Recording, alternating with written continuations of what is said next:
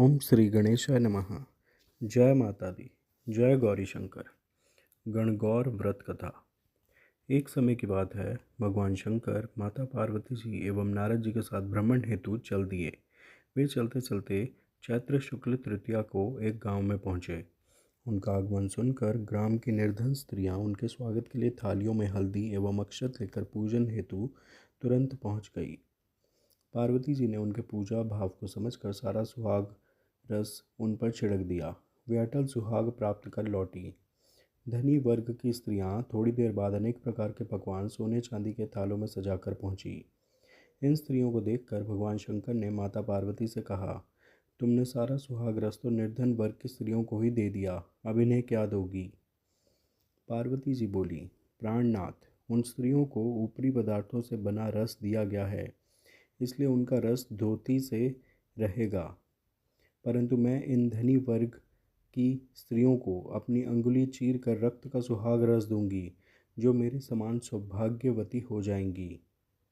जब इन स्त्रियों ने पूजन समाप्त कर लिया, तब पार्वती जी ने अपनी अंगुली चीरकर उस रक्त को उनके ऊपर छिड़क दिया। जिस पर जैसे छींटे पड़े, उसने वैसा ही सुहाग पा लिया। इसके बाद पार्वती जी अपने पति भगवान शंकर से आज्ञा लेकर नदी में स्नान करने चली गईं। स्नान करने के पश्चात बालू की शिवजी मूर्ति बनाकर पूजन किया, भोग लगाया तथा प्रदक्षिणा करके 2 कणों का प्रसाद खाकर मस्तक पर टीका लगाया। उसी समय उस पार्थिव लिंग से शिवजी प्रकट हुए तथा पार्वती को वरदान दिया, आज के दिन जो स्त्री मेरा पूजन और तुम्हारा व्रत करेगी, उसका पति चिरंजीवी रहेगा तथा मोक्ष को प्राप्त होगा। भगवान शिव यह वरदान देकर अंतर्ध्यान हो गए। इतना सब करते करते पार्वती जी को काफ़ी समय लग गया। पार्वती जी नदी के तट से चलकर उस स्थान पर आई जहाँ पर भगवान शंकर व नारद जी को छोड़कर गई थी। शिव जी ने विलंब से आने का कारण पूछा तो इस पर पार्वती जी बोली, मेरे भाई भावज नदी किनारे मिल गए थे। उन्होंने मुझसे दूध भात खाने तथा ठहरने का आग्रह किया, इसी कारण से आने में देर हो गई। ऐसा जानकर अंतर्यामी भगवान शंकर भी दूध भात खाने के लालच में नदी तट की ओर चल दिए। पार्वती जी ने मौन भाव से भगवान शिव जी का ही ध्यान करके प्रार्थना की, भगवान आप अपनी इस अनन्य दासी की लाज रखिए। प्रार्थना करती हुई पार्वती जी उनके पीछे पीछे चलने लगी। उन्हें दूर नदी तट पर माया का महल दिखाई दिया। वहाँ महल के अंदर शिवजी के साले तथा सहलज ने शिव पार्वती का स्वागत किया। वे 2 दिन वहाँ रहे। तीसरे दिन पार्वती जी ने शिवजी से चलने के लिए कहा तो भगवान शिव चलने को तैयार ना हुए।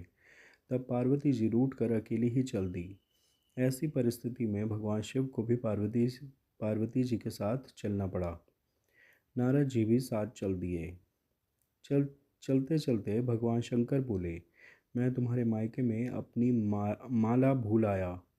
माला लाने के लिए पार्वती जी तैयार हुई तो भगवान ने पार्वती जी को ना भेजकर नारद जी को भेजा। वहां पहुंचने पर नारद जी को कोई महल नजर नहीं आया। वहां दूर दूर तक जंगल ही जंगल था। सहसा बिजली कौन थी, नारद जी को शिवजी की माला एक पेड़ पर टंगी दिखाई दी। नारद जी ने माला उतारी और शिवजी के पास पहुंचकर यात्रा कर कष्ट बताने लगे। शिवजी हंसकर कहने लगे, यह सब पार्वती की ही लीला है। इस पर पार्वती जी बोली, मैं किस योग्य हूँ, यह सब तो आपकी ही कृपा है।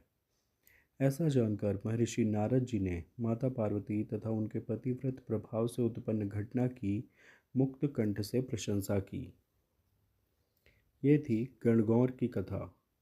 आप सभी को गणगौर की हार्दिक शुभकामनाएं। कृपया इस वीडियो को लाइक व शेयर करें, मेरे चैनल सब्सक्राइब करें। धन्यवाद। जय माता पार्वती। जय शिवजी महाराज।